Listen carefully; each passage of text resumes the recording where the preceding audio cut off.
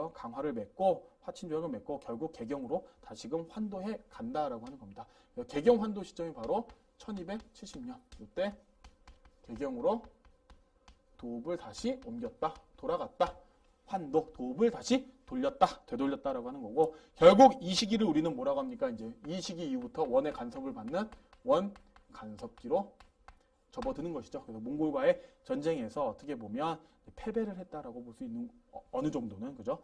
항전을 했던 결과, 그래서 결국 개경으로 환도해서 원 간섭기로 들어가서 원의 지배를 받는다라고 하는 거고요. 이 원의 지배를 받는 이 시기 때 친원 세력으로서 정권을 장악했던 세력들이 바로 건문세족 아닙니까? 건문세족이고, 이 건문세족의 특징이다라고 하는 건 친원 세력이다라고 하는 거예요. 친원 세력이다라고 하는 거고, 바로 이들이 중앙에서는 정방이다라고 하는 인사권을 장악했던 기구와 그 다음에 도평이 사사, 이런 기구들을 장악했다라고 하는 거죠. 자, 그리고 이제 원나라는 본격적인 내정 간섭이 진행된다. 원나라의 내정 간섭이 진행된다. 자, 어떤 내정 간섭들이 진행이 됐느냐?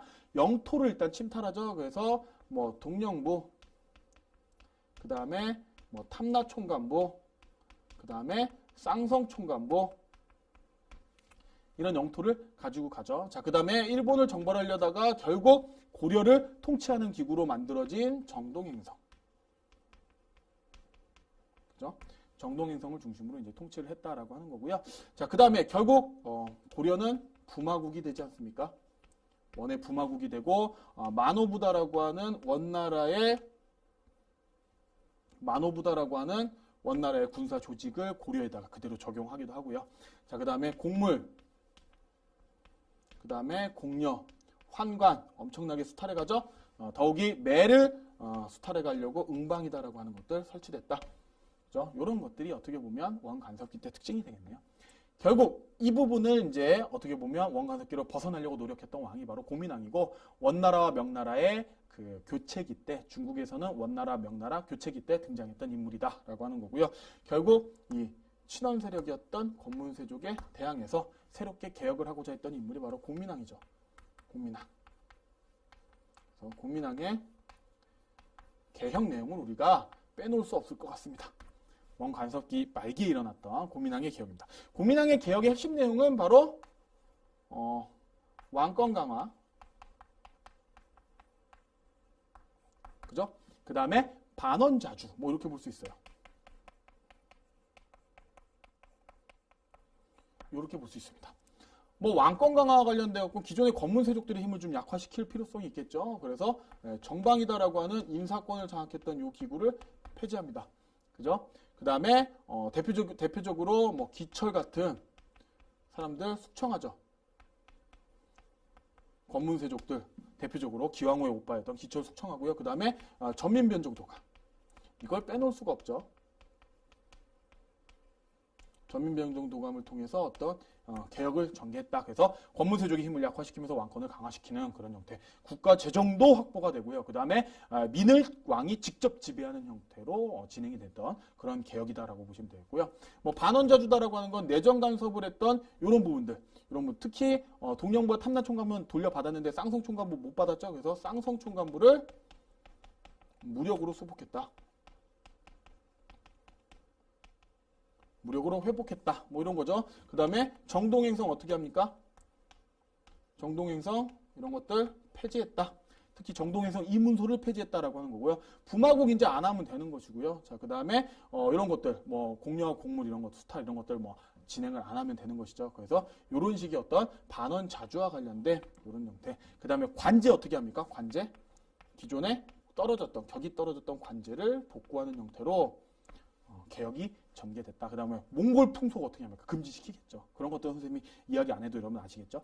이런 형태로 고민왕이 개혁을 했다. 하지만 고민왕도 결국 건문세족에게 살해당하면서, 그죠? 신돈 제거당하고 고민왕 살해당하면서 결국 그 고민왕의 개혁 정치는 어느 정도 실패했다라고 하는 거예요. 그래서 여전히 고려 말기 때 이 건문세족이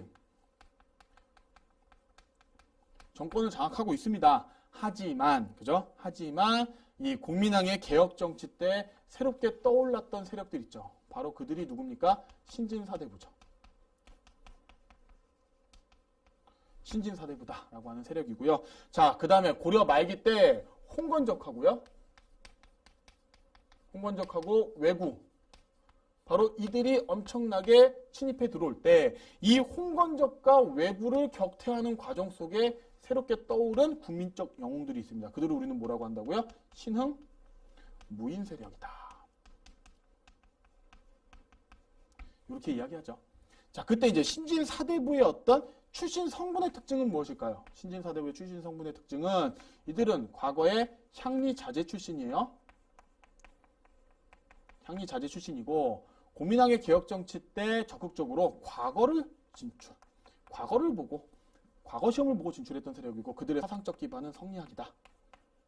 그리고 이 성리학이다라고 하는 어떤 근검 절약을 강조하는 이 학문을 당시 부정부패가 엄청 심했던 이 고려를 개혁할 수 있는 어떤 사상이다, 개혁 사상으로 받아들였다라고 하는 부분 잘 보시고요.